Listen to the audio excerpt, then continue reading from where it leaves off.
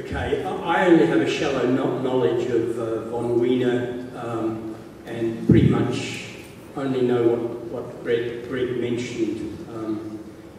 But in terms of the cyborg constructs that have been one of the outcomes of feedback theory and information theory, I mean, firstly, I think we've gotten away from the purely sort of manga, medical and military constructs of what a cyborg is, what a cyborg body is.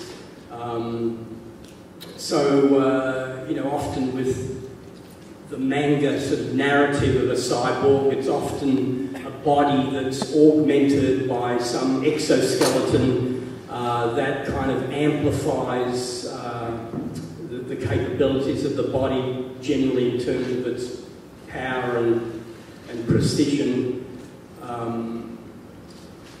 The medical cyborg is the prosthetically augmented body, a body that's kind of a hybrid human-machine system, often a badly traumatized body that through some catastrophe has organs ripped out and then replaced by technological components. And now the sort of military construct of a cyborg, which again enables you know, military personnel to be able to sort of shoot people round corners, to be able to sort of carry heavy loads. So the sort of weaponry becomes more and more intimately a part of the body. So I guess they're the sorts of cyborg constructs we've grown up with. Having said that, there have been much more, I think, interesting constructs where the body now, for example, given the microminiaturization and nanoscale of some of the new machines and sensors, the body now actually becomes a host for all its machinery. And so one might argue that all technology in the future will be invisible because it's inside the body. We don't see it anymore. The body becomes the new landscape for its machines. Or another kind of cyborg or body construct is one in which I've described as fractal flesh, where bodies and bits of bodies are spatially separated but electronically connected over the internet, generating recurring patterns of interactivity at varying scales. So the cyborg here doesn't look any different from any individual body, but it performs as an extended operational system because of its connectivity, because of its collaborative, instantaneous collaborative possibilities over the net. So those, for me, are the sort of the more traditional and some examples of contemporary cyborg constructs. Obviously, feedback systems and interactive systems which produce feedback that allow these extended operational systems to become more intelligent systems, I guess connect back to information theory and von Weiner's earlier work on feedback. But if we can maybe start with that. When I first learned about Norbert Weiner and Norbert Weiner, or Weiner, was when I was taking a look at why there was a cyborg, and why was the term cyborg used rather than the transhuman, since we live in a world of evolution and looking at it from a biological point of view, thinking about the human, the transhuman, becoming post-human possibly in the future.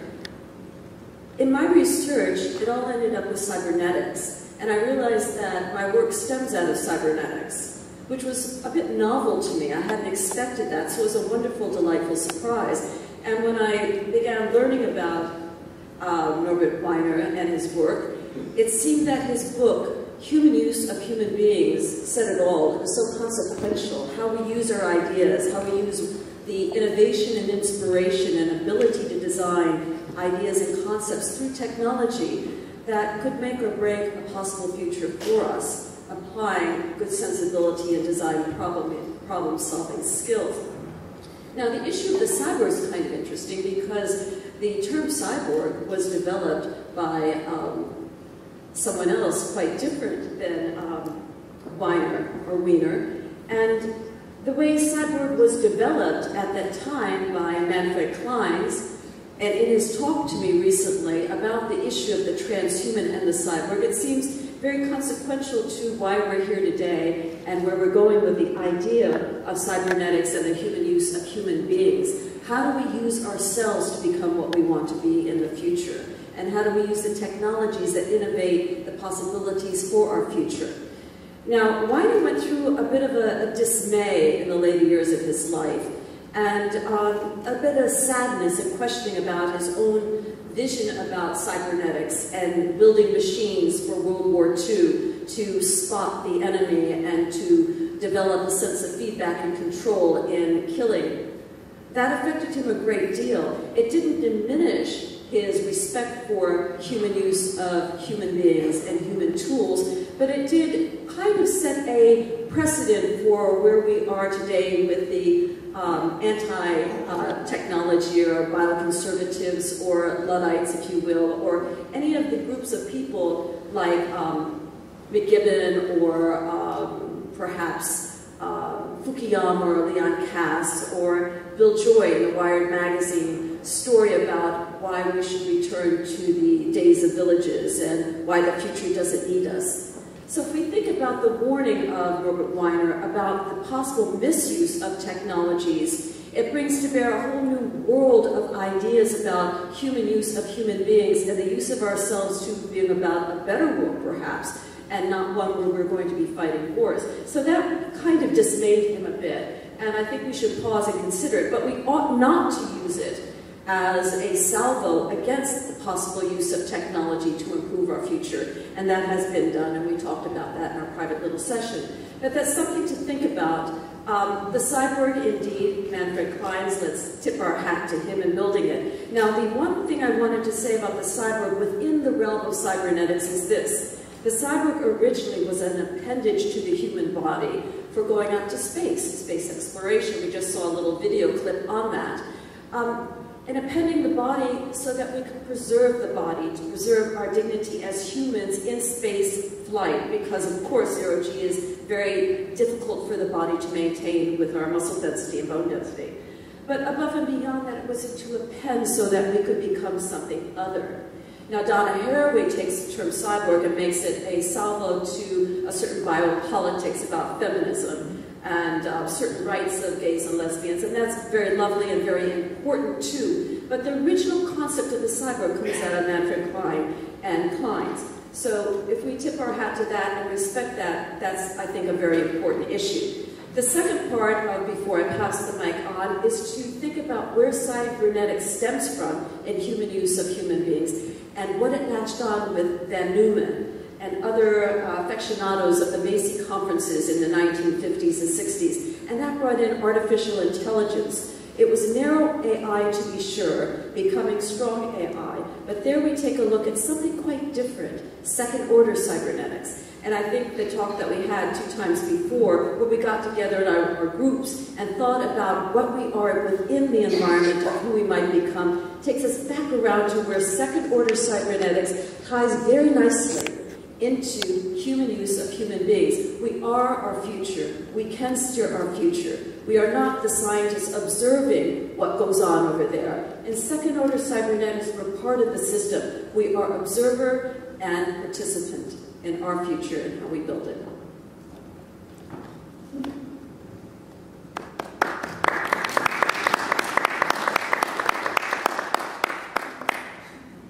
think it's interesting to understand the history of some of these discussions. So, people who are familiar with the philosophy of science will think there are some big questions in the philosophy of science. There's what was the origin of the universe? There's what's the origin of human beings? These sort of things come up just about any undergraduate science course you do. You're going to end up with some sort of, even in a trivial way, you're going to end up with a philosophical question, some philosophical aspect.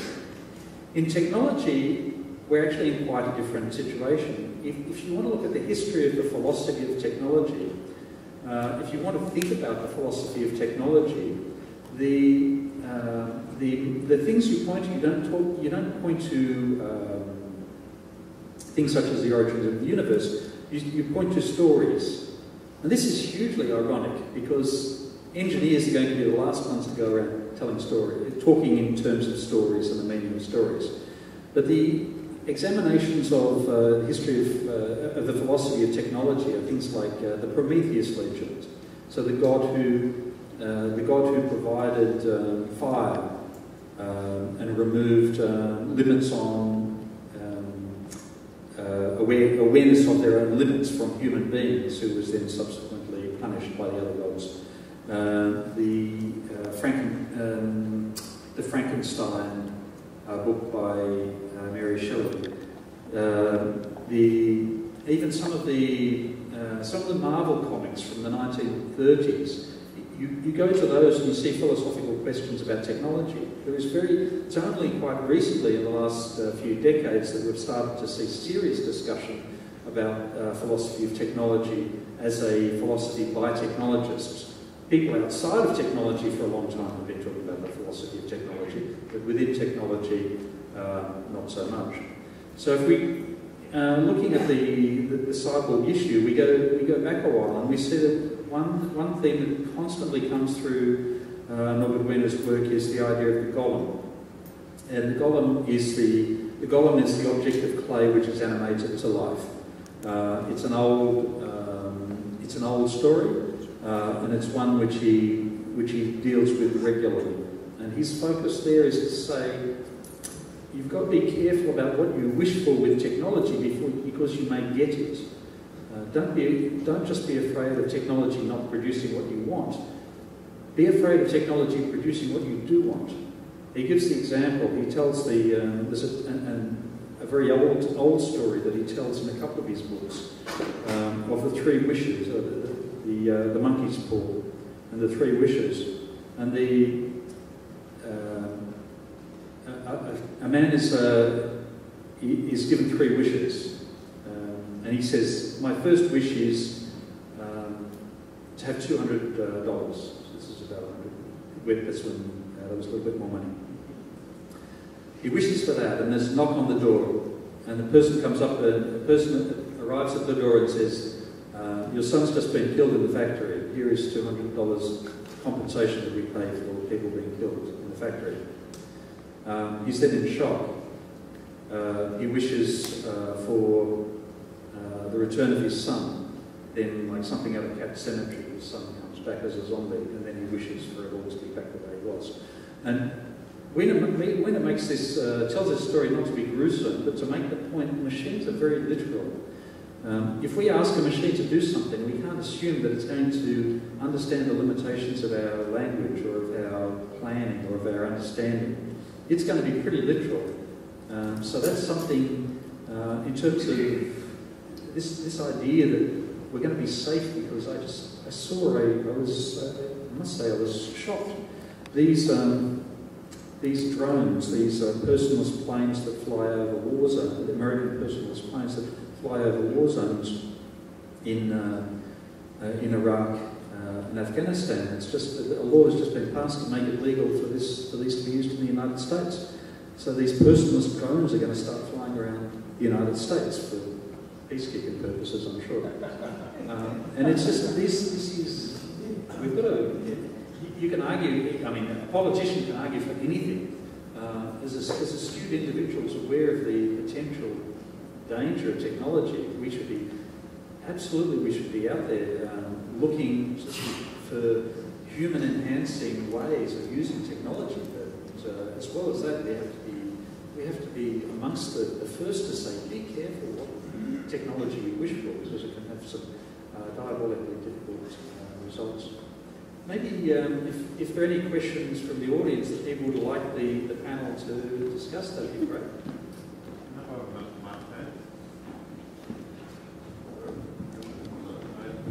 Very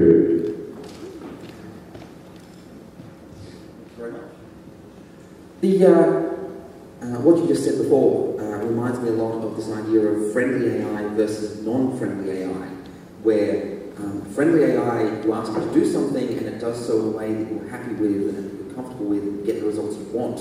You get the $200, you don't end up with a dead son. Non-friendly AI may do what you want, but for whatever reason, it doesn't do it the way you expect. It's like, I want everyone to be happy, so it figures out a way to repattern everyone so that they're permanently happy and don't have any consciousness. Probably not what you're after. So, on that note, do you think that we should be advancing towards AI research first? Do you think that friendly AI is a good sort of stepping point, if we can achieve it, to limit our future technology choices going badly? Or do you think that the risks of ending up with a non-friendly AI is too much? I'll start, and then I'll pass. I'll share. We're rebelling against the chairs. We're standing up. We're standing up for our rights to be a panel without chairs. Okay, first, I think we need to take a look at the term friendly. Parroting Aubrey about asking questions about how long we want to live. You know, it's as silly as when do we want to go to the bathroom. We don't know until we get there, or we may know just before there. Okay, let's dissect the term friendly. I have an issue with friendly AI, not because I don't think it's an important issue or I disrespect LEIs or Yukowski. To the contrary, I have great fondness and respect. However, I think the term friendly is maybe not the most appropriate term. Many of us can be friendly. Hi, how are you? Oh, great to see you, little bitch. You know, I really feel like shit. You know, what is friendliness? Friendliness is a look of how someone appears friendly or not friendly.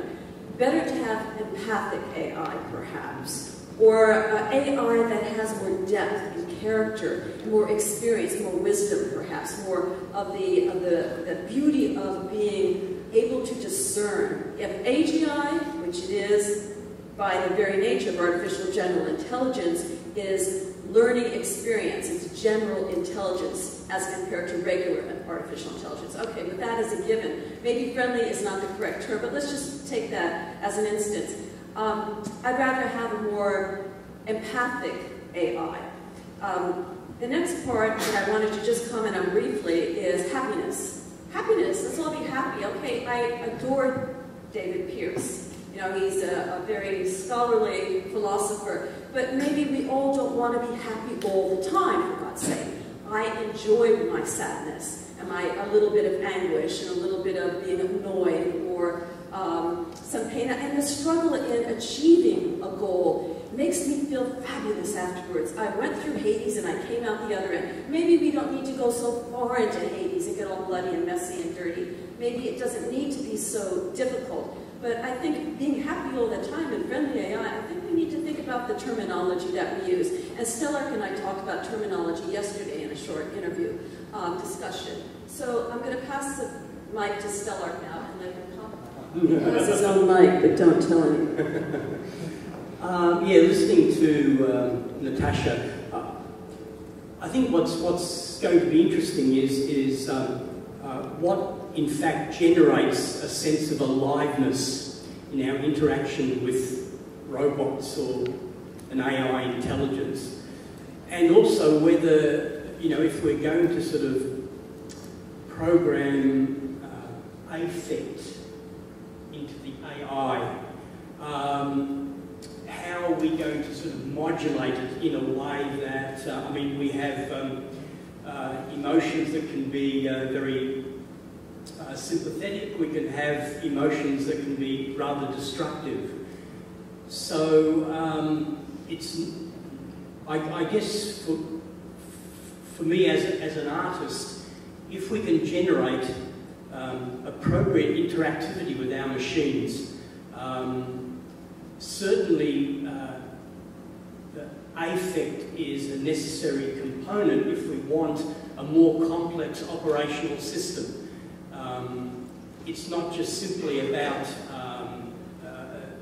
programming some kind of rational behaviour with the machine, rather how this machine can behave in more subtle and sophisticated ways, in, for example, doing face recognition and noticing that I'm feeling sad, or I'm not looking very agreeable, so for a machine to interact and for a machine to have a sense of aliveness, it needs to be able to function in those more complex ways. So that would be my general. I mean, of course, there are the concerns that you have with surveillance, public surveillance. I mean, my concern would be how we can have more adequate internal surveillance inside the body. At the moment, the body doesn't have an adequate internal surveillance at a cellular level. By the time I detect a lump in my breast, for example, it's too late. So by the time we detect symptoms, external symptoms, so the idea of having nanosensors, nanobots, recolonising the human body with micro-miniaturised machines, that to me becomes more important in terms of surveillance rather than the sort of public surveillance that is now becoming more and more prevalent. So what generates aliveness, the problems of negotiating and incorporating internal surveillance with our machines, how to have more adequate interfaces and feedback between the internal functionings of the body and our external awareness of them.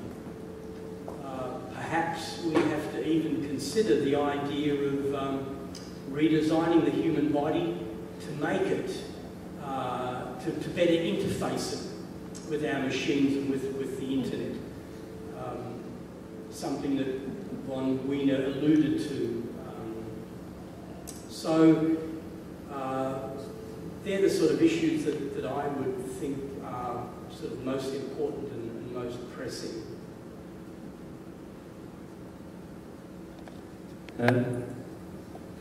The question of what we look for. If I was designing a toaster, I'd get a usability team together and I'd figure out what would make the toaster a better or a worse experience. In some machines, I think they do it the wrong way around. They get a bunch of people and then they pick all the impossible things, just judging by some of the machines I use. But the problem that I see here is engineers do a lot of designing, engineers do a lot of building and creating, engineers create a lot of great things, they build a lot of great things and all that sort of stuff. If you can imagine, it fills me with dread, the idea of creating an AI which could relate to engineers. Because engineers can't relate to people. So we'd be in a very strange and dysfunctional place if we created AIs who thought that engineers were normal. But what is there to stop that happening? Because engineers are notoriously good at thinking that they themselves are typical users when they design stuff. So I guess the main issue for me is what is it that who is going to decide what who's going to decide the usability characteristics in the design specification? That for me is the absolutely huge, overwhelming question. If we were able to develop that levels of sophistication, and helping engineers understand that engineers are not typical people, and that if engineers want to achieve things in the wider world, they have to communicate with experts in lots and lots of other areas, is one of the things that that I focus on most as an engineer, as a volunteer with the Institute of Electrical and Electronics Engineers. So we have 400,000 members. We don't have the majority of engineers in the world are members of IEEE, but an awful lot of them are members of IEEE. And for me, reaching that audience and getting that audience to be aware of the issues that are going to occur, the ethical issues and the usability issues and all those other issues, getting them aware of that is something that I'm very passionate about doing, passionate about trying to achieve. I guess though how something develops is, it's not a matter of having some kind of universal blueprint and then of course expressing all sorts of ethical concerns about it. I mean, generally that's not how things develop in the scientific and engineering community. It becomes a kind of an interactive activity of numerous scientists, engineers, programmers, roboticists, functioning with all sorts of alternate kind of aims, generating all sorts of unexpected outcomes, which are sort of peer-reviewed almost instantly within the scientific community. So I don't think we should ever worry about that happening. It won't be a sort of a top-down kind of situation. I suspect it will always be a sort of a bottoms-up, sort of numerous contributions, generating all sorts of unexpected. I mean, one of the dilemmas, for example, in constructing humanoid robots is the uncanny valley that happens. That as you try to create more and more human-like robots, it perhaps gets to a point where it performs in a rather creepy fashion because it's never completely convincing as a human, as a humanoid construct. So that's sort of kind of an unexpected outcome of constructing human-like robots, but there are people taking all sorts of alternate approaches in robotics that bypass that problem altogether. If you make a robot a more Japanese-like, creature-like structure, then you bypass the uncanny valley altogether. So I think it's really a matter of learning by doing rather than perhaps expressing concerns before something is actually sort of realised. Do we have another question? Yeah, you guys can jump in if you like.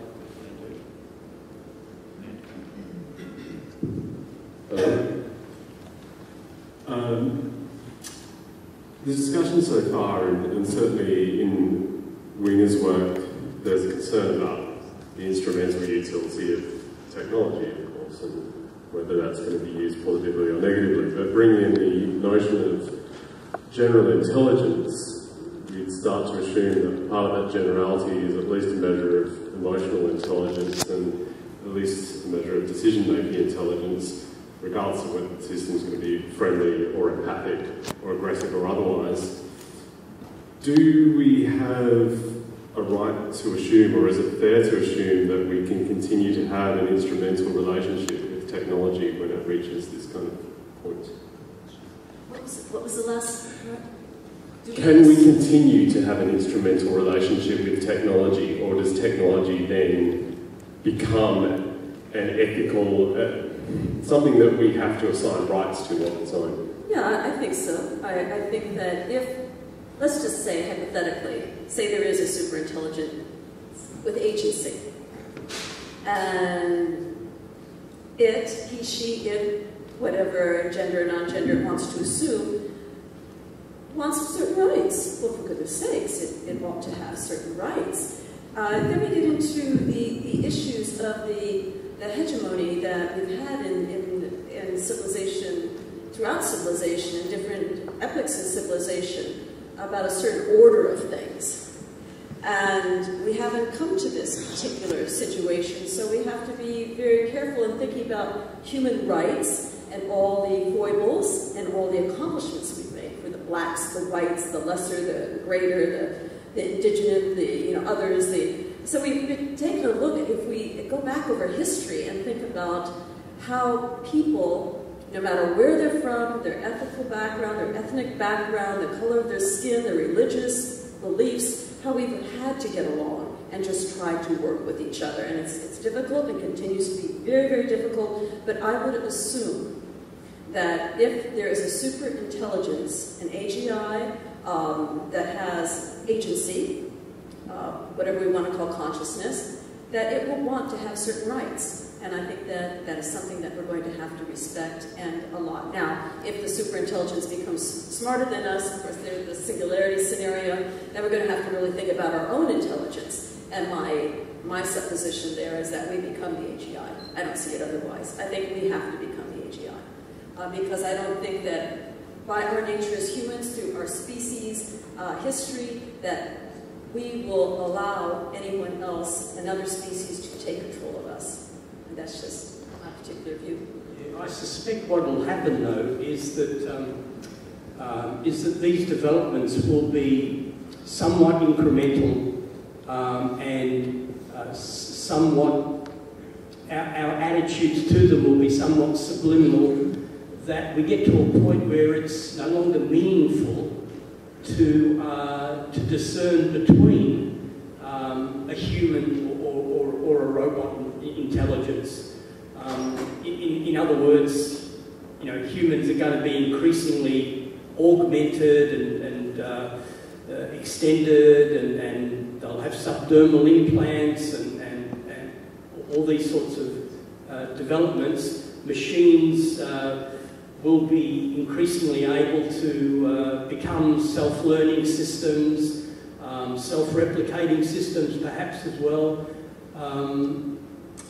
The sort of Blade Runner scenario where the guy falls in love with Rachel. I mean, if she's soft to the touch, gosh, she even has some memory, why wouldn't you fall in love with someone like that? Whether she's a replicant or not is a minor inconvenience. So I suspect that a singularity won't happen, that there'll be a multiplicity of possibilities generated through unexpected inventions, unexpected information and images, and that we'll get to a point where it's not, technology is not seen as an alien other, but rather something that has become symbiotic, just as bacteria have symbiotically provided certain life, giving support to the human body. I hate to hark back to a McLuhan-esque idea that, effectively I'm sort of summarising this and maybe going a little bit beyond, but we've evolved as bodies with soft organs to interact in this particular natural world, but now increasingly we're inhabiting technological terrains, and technology is in effect the external organs of the body. So we've evolved soft organs, we're now engineering additional external organs. And that's what technology is, the external organs of the body. Now, having said that, that doesn't necessarily just detract from the possibility that these appendages generate a sort of a life dynamic of their own, especially if they become self-learning, self-replicating systems. And we're already seeing signs that this will be a plausible outcome of some of the research that's happening today. One of the things that Norbert Weiner speaks about is the view that technology is going to be our slave. So we're going to live our life, on the hammock, and the technology slave is going to come along and bring us our drink, and we're going to live in Nirvana. And he warns about that from a couple of ways. The one that he's most concerned about there is, as I mentioned before, the unexpectedly literal way in which technology is going to meet our requirements. So he's saying that the smarter technology gets and the more technology does, the smarter and more alert we're going to have to be to cope with technology and to live commensurately with technology, which I think is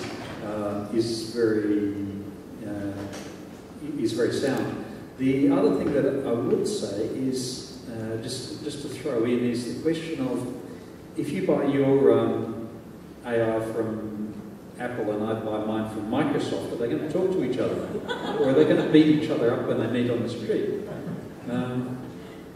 We go back to early 20th century. The Marconi company had a monopoly on a lot of the radio technologies, and Marconi operators were not allowed to speak to ships in distress that were using non-Marconi radio systems. And since Marconi had the biggest set of radio operators sitting along the coasts of countries, that actually meant that ships would sink rather than sink with no action, no assistance provided, rather than actually get the sort of assistance they'd expected from the radio operators on shore. That's not that weird. You jump forward 100 years and you see questions like, if I've got 2 or 3 different implantable systems in my body, and one of them has information that's critical to another system, and, for example, it understands that my pulse rate is increasing, and the other system, if it knew that, would know that that means that I'm suffering a certain situation, and to inject more something or other into my system. If those devices that I'm wearing come from different companies, chances are they won't talk to each other. They won't be able to talk to each other. It'll be a principle of intellectual property that they won't be allowed to talk to each other until they're forced by, such as in the Marconi situation, where ships sank, and the government intervened and said, no, Marconi, you're not allowed to do that, and enforce standards on interoperability across different types of, different versions of the same technology. I think you just pinged a whole other field of study and business. I mean, you can imagine a router system in the body that would be routing between the Mac sensoring system for blood flow with the with the PC system of digestion. So I think that's. Pardon me? Is that why the Mars Explorer crashed on Mars? Because of the Imperial? Is that why the Mars Explorer crashed? Yeah. Was it?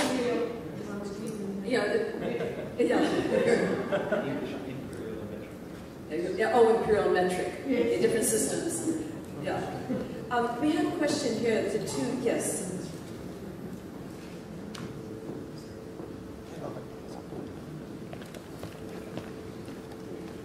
I really enjoyed all the three had to say tremendously. Given I enjoyed what you had to say tremendously. Given that every single human being in history, it seems, has been unable to accurately predict the future, that seems to be a feature of our condition. Why is it any different now? Very good question. Because now we have something called future studies, and you can get a master's degree in it.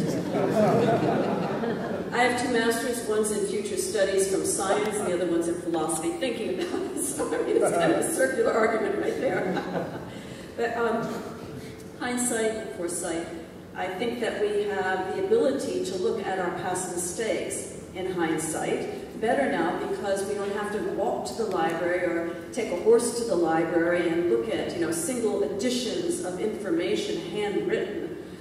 We can now Google, and we have at our fingertips thousands and millions of books and bits and pieces of information that we can assemble better. And we have the spiders or the robots, different internet systems that strategically assimilate information for our specific needs to get the statistics, the information, the heuristics, the theories, the philosophies on information. And we can compile it in better ways. In fact, computers can do that better than the human mind, and that's a bit of a a ping towards our future where we'll have to think about integrating it more with our brain because our neurological capacity is not rich and informed enough to solve the problems at the level they need to be solved. So because of the ability of technology to provide and streamline information to us, which helps us to pinpoint specific bits of information that can, flag down issues, and we can look at them more articulately and ardently. So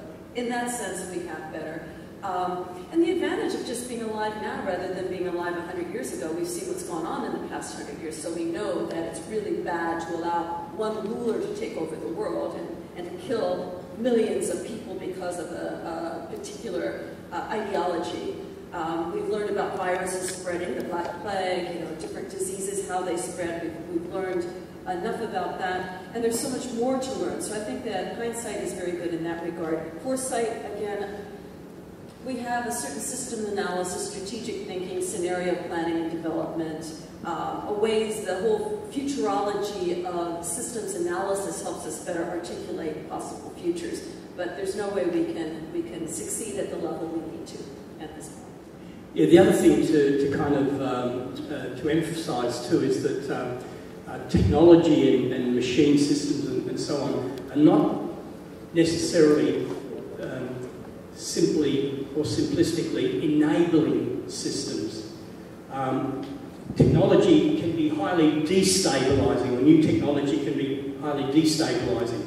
With every new bit of technology, you have unexpected bits of information and images about the world and what the body is, how the body operates. So that generates further kind of, or it makes us reconfigure our paradigms and constantly question. So I think if we see technology as a somewhat destabilising means of operation, then that generates uncertainty and ambivalence. I think that's the best state to be in, rather than simply seeing technology as enabling and affirming.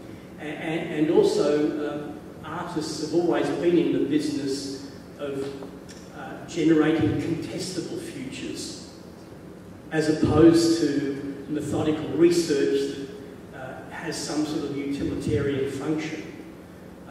So if I generate an aesthetic idea, that idea might be examined, appropriated or discarded, but it's a contestable future.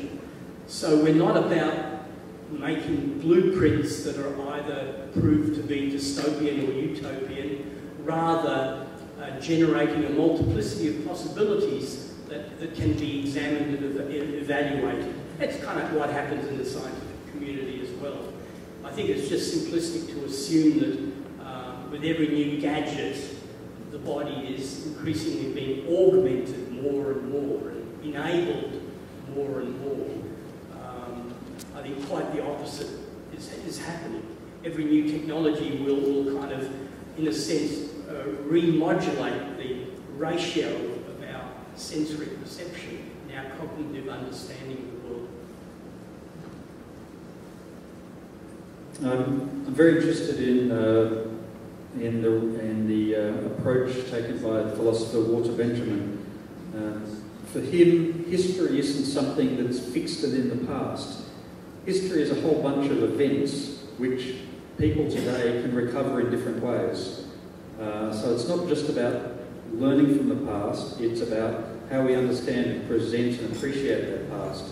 And I think one of the great values in looking at some of the work that Norbert Weiner did was to be aware of something which it's gone missing, something that was achieved in the 40s, which then disappeared in the 60s and 70s and 80s, and is re-emerging over the last 15 or 20 years.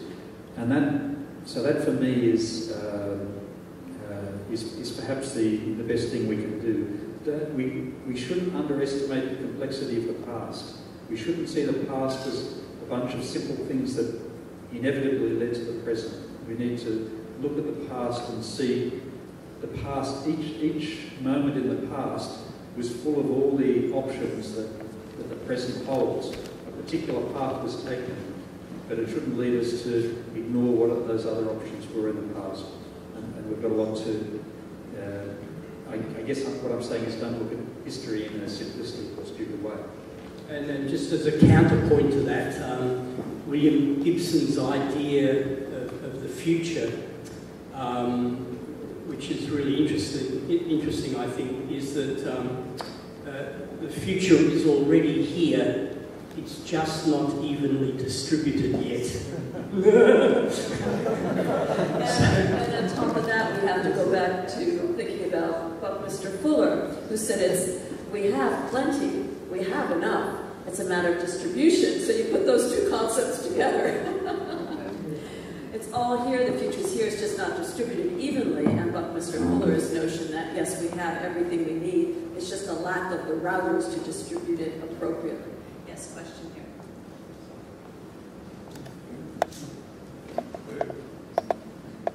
Hand up.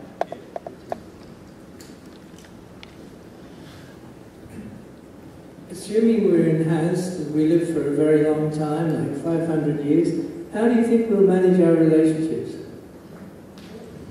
Manage or mend? Manage our relationship. Well, we do doing a lot of mending, that's for sure.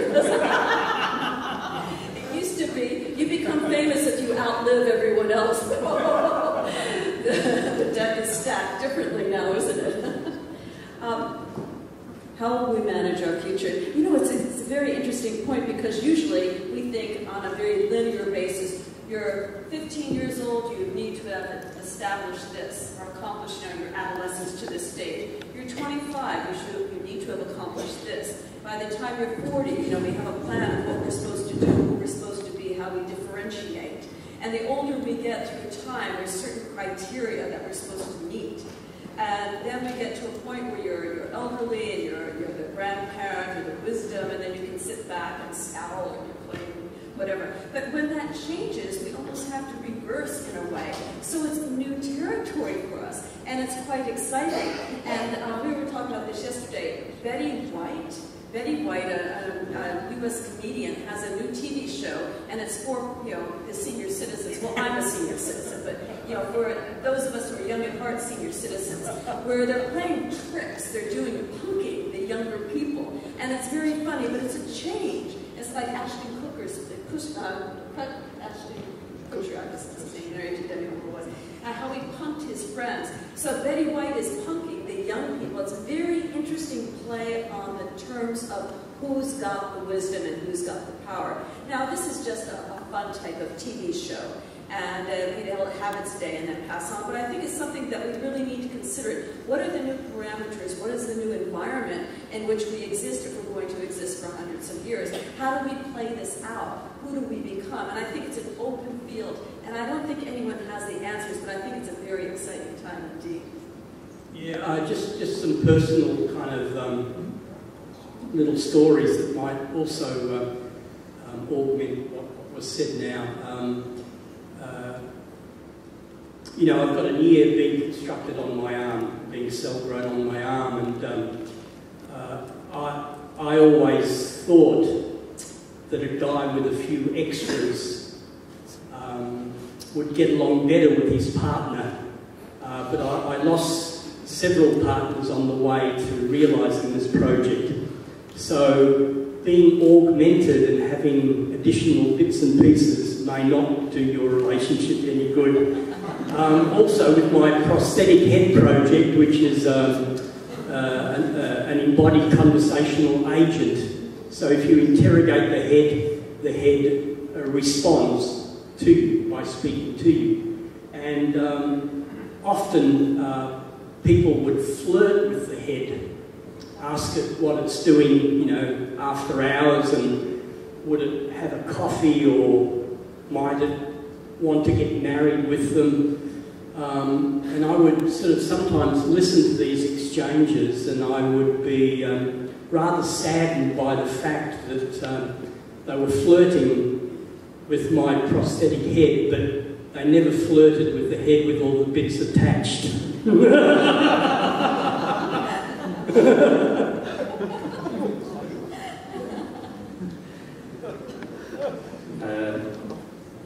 How do we plan better for the future? That's not the question you ask an engineer. We're just in the present. We live in the present. So it's, as an individual, I have views, but I guess the only thing I'd say as an engineer is let's face reality. Let's not pretend that things are different to the way they are. Because there's a lot of, and that's one of the things I love about Norbert Weiner. He was so weirdly down to earth. He would take anything at all and simply deal with it as it was, and that took him along some pretty unusual paths. So I guess that's about all I'd suggest that we can do.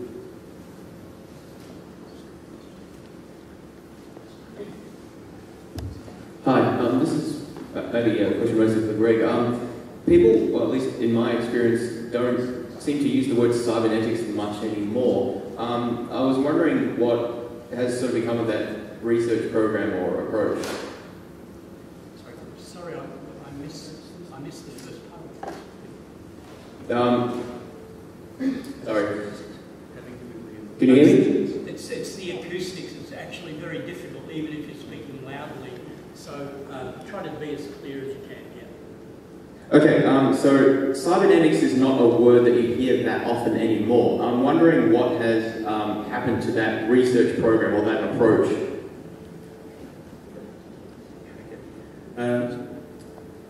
So cybernetics as a term was very popular in the late 1940s, very popular through the 50s.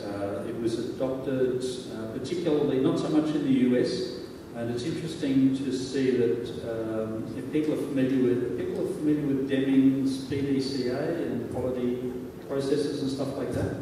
So Deming is the guy who taught Toyota how to make cars, and that's the short version. He was an American management theorist who went over to Japan, taught the Japanese how to implement continuous improvement in their motor designs, and 30 or 40 years later, the Japanese are the American car manufacturer's lunch, basically.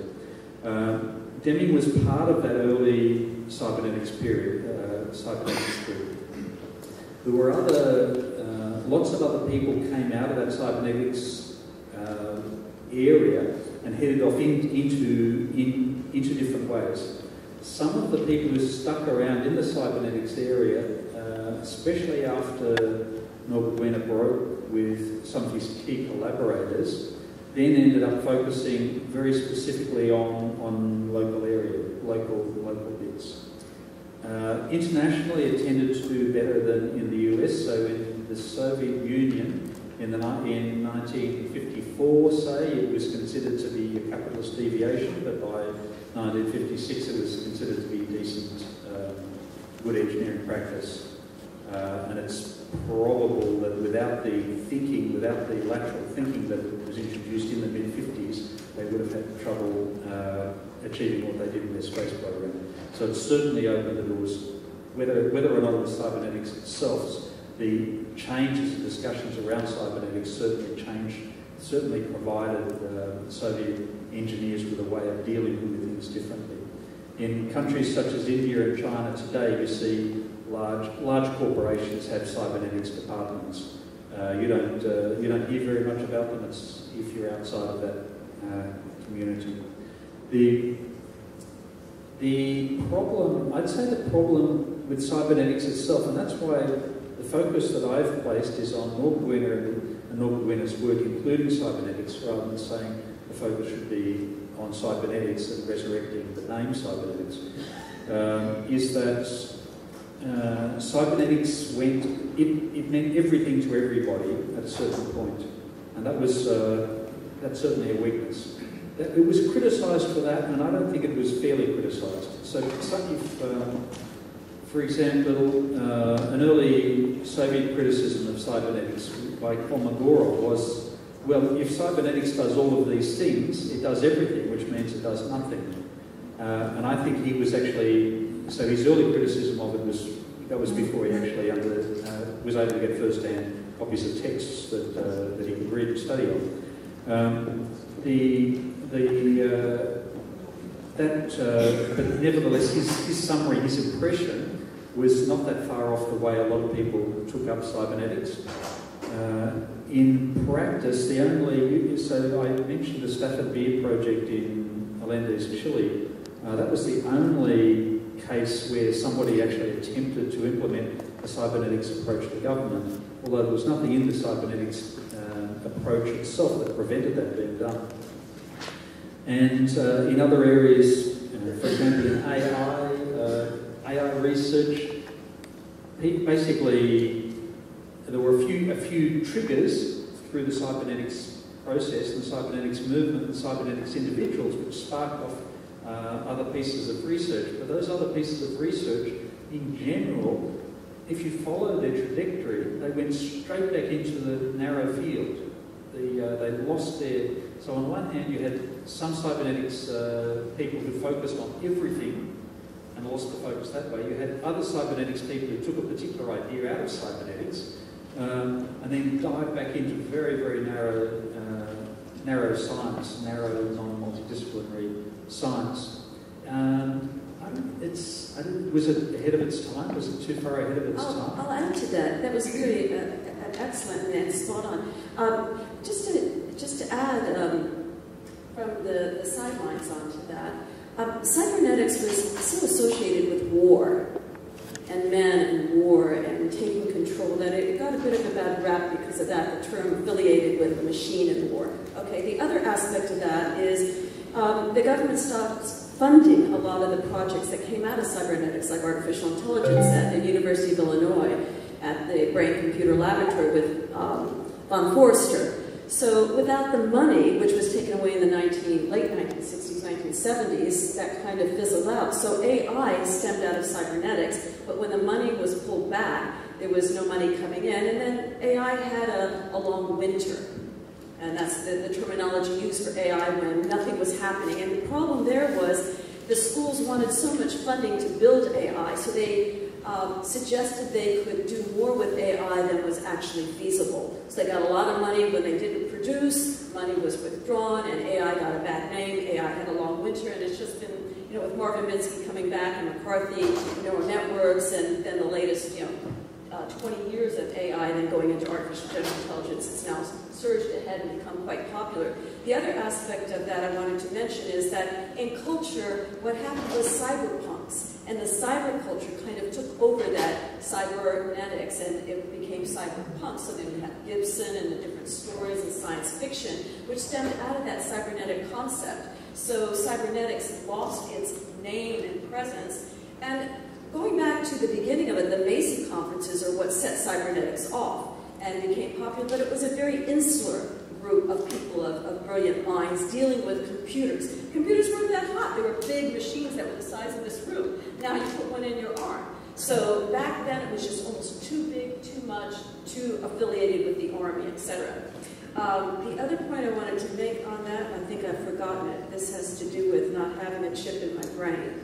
But I can't remember. Oh well, I guess that was it.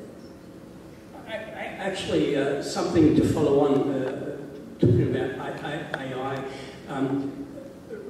I think one of the things that's an outcome of von Weiner's kind of cybernetics is manifested in artificial life. In other words, you're hardwiring very simple robots that can kind of operate and perform in the real world, but their interesting behaviour is an outcome of the complexity of the terrain within which they inhabit. So with artificial life, there's often no real onboard intelligence, but that little robot is capable of interesting behaviour. And that interesting behaviour is the result of hardwired interactive and feedback systems. And then we came up with second-order cybernetics, not we, but, you know, Margaret Mead came up with second-order cybernetics, and so then you have a whole other turn on cybernetics, and then you got constructivism. It's still around, it's just taking different turns and twists. Bye-bye.